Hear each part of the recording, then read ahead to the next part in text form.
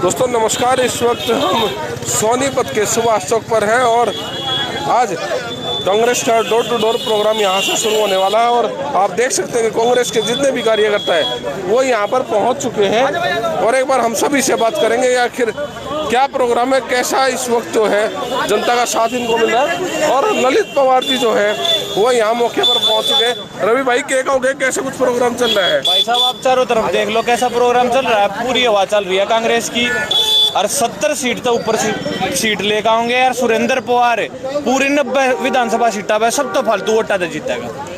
लेकिन एक बार देखा जा रहा है कि बीजेपी के विधायक को जिताने के लिए जो सीएम खुद मैदान में उतरा हुआ है, तो यही तो दिख रही है, उनकी बौखलाहट दिख रही है इस चीज में कि किस कदर सीएम ने भी अपने दौरे करने पड़ रहे हैं सोनीपत जैसी जगह पे, तो उनसे उनकी हार साफ चमक रही है।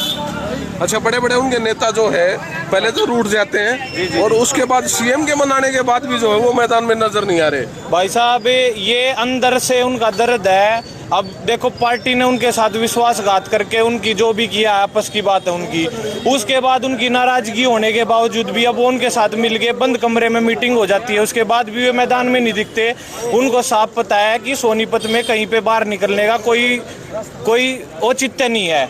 उनकी हार स्पष्ट है बीजेपी की और कांग्रेस सरकार सुरेंद्र पवार जी यहाँ से पूर्ण बहुमत से यहाँ से एमएलए बने जा रहे हैं। निखिल मदान को कांग्रेस ने जन्म दिया। कहते हैं कि जब एक माँ एक बेटे को जन्म देती है तो वो अपनी माँ को नहीं छोड़ना चाहिए, लेकिन निखिल मदान ने जो है कांग्रेस को छोड़कर बीजेपी का दामन थामा है। भाई साहब कांग्रेस में वे जरूर थे मगर पूरा सोनीपत गवाह है इस बात का।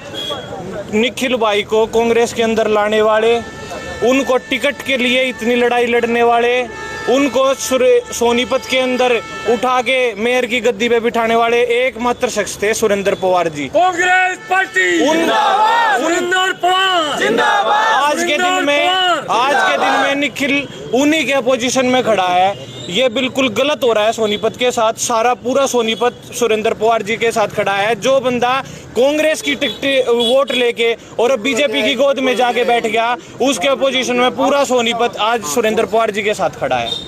चलिए धन्यवाद। काफी और जो कांग्रेस कार्यकर्ता है वो मेरे साथ हैं। हाँ जी भाई, सब क्या कहना चाहोगे? सर, सबसे पहले तो मैं कहना चाहूँगा कि सोनीपत की जनता का मैं धन्यवाद करता हूँ कि इन्होंने सोनीपत की जनता ने पिछली बार भी सुरेंद्र पवार जी को प्यार और आशीर्वाद दिया और विधानसभा में भेजने के काम किया। और अब की बार दोबारा सोनीपत की जनता कम से कम 50,000 वोटों से जिताकर इनको सोनीपत विधानसभा में भेजेंगी। और दुगने जिस हिसाब से उन्होंने सोनीपत की जनता का विधानसभा में मुद्दे उठाए, उसी प्रकार से दूसरी बार विधायक बनकर जाएंगे, सोनीपत के मुद्दे वहाँ उठाएंगे और सोनीपत का विकास कार्य का काम करने का काम करेंगे। मैं जो हमारे विपक्ष में हैं, जो हमारे विपक्षी जो प्रत्याशी, उसके बारे में जरूर कहना चाहूँगा, वो गद्दार हैं। उन्होंने गद्दारी की क्योंकि सुरेंद्र पवार जी उनको राजनीति में लेके आए, उनको राजनीति में पहला कदम रखा उन्होंने उनके साथ, और उन्होंने आज सोनीपत की गद्दारी की सोनीपत के साथ। ये 5 तारीख को पता लग जाएगा उनके सोनीपत जनता किसके साथ है। सिर्फ और सिर्फ सोनीपत में आपके पास सुरेंद्र 50,000 वोटों से कम समझीत कर सोनीपत विधानसभा में पहुंचेंगे। मैं 2 शब्द जरूर बोलूँगा। हमारे सुरेंद्र पवार जी विधायक जो हमारे सोनीपत के राजनीति से हटकर सोनीपत के गरीबों के मसीहा है, नंबर 1 बात।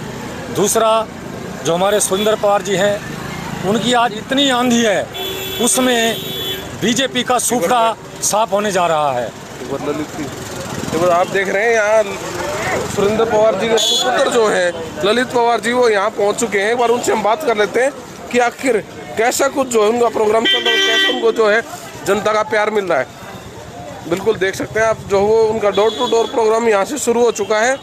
और एक बार मेरे साथी से जरा कैमरा घुमाकर एक बार ललित पवार जी मेरे साथ जुड़े। ललित जी क्या कहेंगे, कैसा कुछ प्रोग्राम चल रहा है और कैसा इस वक्त जनता के साथ है? नहीं, देखो जी, साथ तो आप देख ही रहे हो, पूरे सोनीपत की जनता का हमें आशीर्वाद मिल रहा है और हमेशा आज से नहीं कई सालों साल से 2019 में भी मिला था और आज भी बड़ी बहुमत से लोगों का एक आप देख रहे हो एक जोश है और एक उनके लिए प्यार है जो लोग उनके साथ में जुड़े हुए हैं। अच्छा, एक तरफ जहाँ जो बीजेपी है जी, उनके बड़े बड़े नेता जो हैं पहले विपक्ष में जाके बैठने की कोशिश की और उसके बाद उनको मनाने के लिए उनके खुद सीएम मैदान में उतरे हैं, तो क्या कहेंगे इस बारे में? कि देखो आप देख रहे हो कि बीजेपी के पास कोई कैंडिडेट नहीं है, बीजेपी को भी कांग्रेस से उधार लेके कैंडिडेट लाना पड़ रहे हैं। तो ये हालात आज के दिन पूरे बीजेपी के हैं। और आप देख रहे हो आज हर वर्ग, हर पूरा शहर दुखी है, सारे ना कोई काम हुआ है। 10 साल हो गए, 10 साल में कोई विकास के कार्य बता दो, कोई यूनिवर्सिटीज बता दो,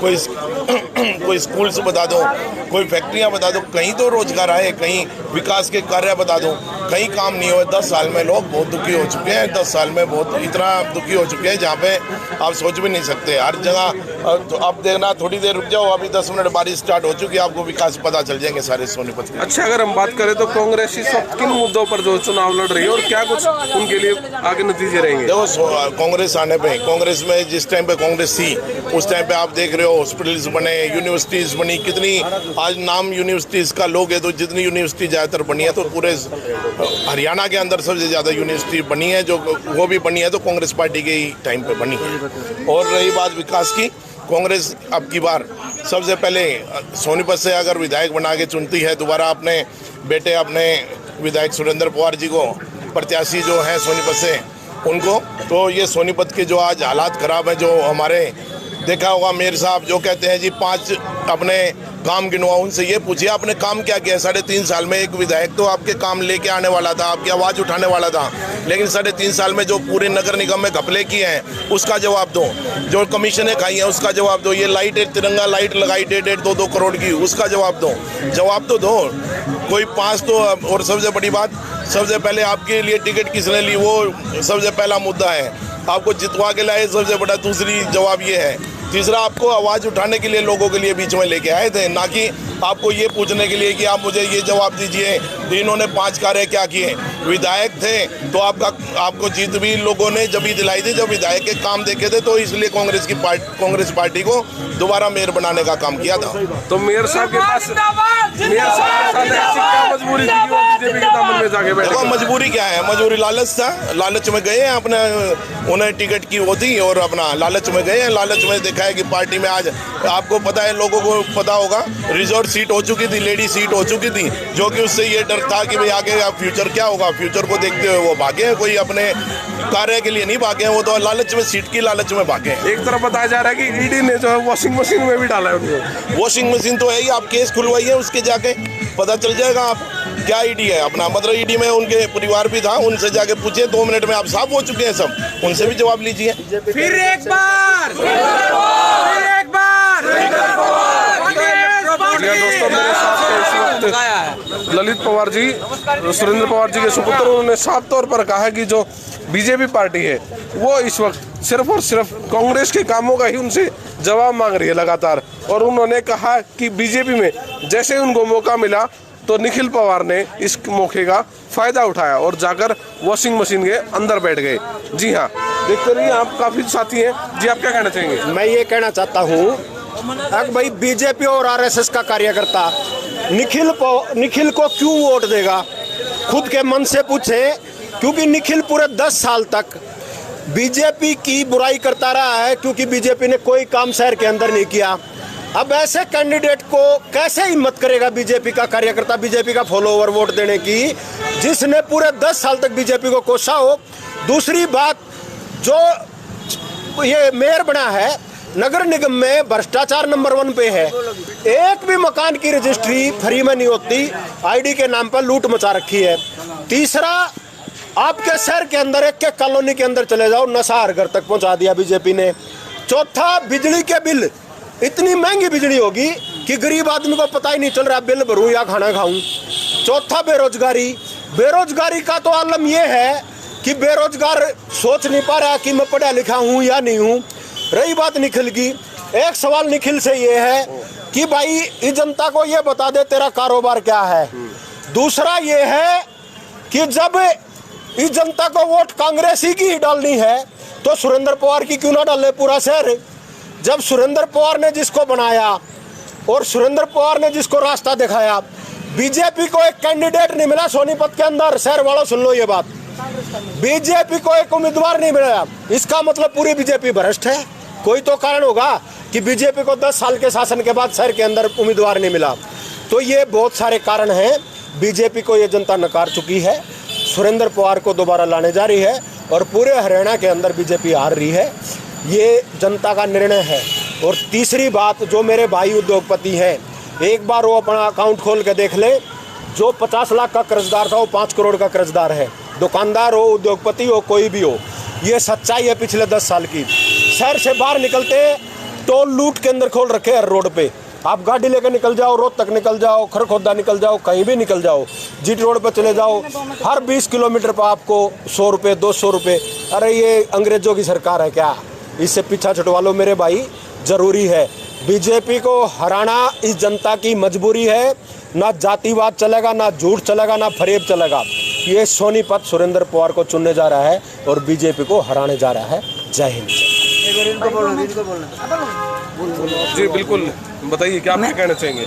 मैं निर्मला पांचाल, प्रदेश जनरल सेक्रेटरी हूँ। और कांग्रेस पार्टी मजबूती से, जोरों से पूरे हरियाणा के अंदर ये लहर चली हुई है।